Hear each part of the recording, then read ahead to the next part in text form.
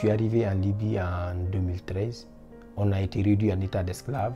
On a été revendu dans les mains des milices. Je suis resté pendant 2 ans et demi. J'ai eu 4 maîtres qui m'ont acheté et revendu à un autre maître. Et j'ai vécu ce qu'on appelle de l'esclavage en plein 21e siècle. On était à la merci des milices qui avaient des armes braquées sur nous 24 heures sur 24.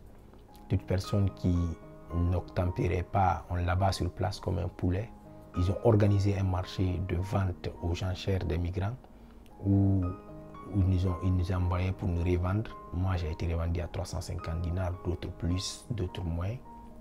L'envie de fuir venait, mais ceux parmi nous qui essayaient de fuir, les tortures qu'on faisait sur ces personnes, les frappes qu'on faisait sur ces personnes, ça ne te donne pas envie de fuir parce que tu te dis quand tu fuis, quand on t'attrape, c'est la même chose parce qu'ils ont toutes les manières de torture. Les femmes qui étaient avec nous étaient victimes de l'esclavage sexuel. Moi, je suis journaliste, j'écoute pas mal la radio, mais en ce moment, les informations filtraient peu sur la situation, le danger de la Libye, les milices et tout. Le message que je vais donner à tous ces jeunes, que ce soit des femmes ou des hommes, il faut qu'ils comprennent honnêtement que la vie ne se gagne pas en passant par la Libye ou par le Maroc. Je sais exactement ce qu'ils vivent là-bas, la souffrance, les dictatures, tout. Mais ça ne sert à rien de fuir cette dictature et venir se jeter dans la gueule du loup.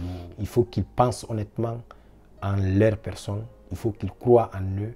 Ils peuvent vraiment utiliser des coopérations, ils peuvent demander des visas, ils peuvent faire Campus France par exemple pour venir en Europe si c'est pour étudier. Mais je les déconseille vraiment de prendre la route du désert, de la Libye, du Maroc, parce que ça ne sert à rien. C'est juste mettre sa vie en danger et mettre sa famille dans une inquiétude.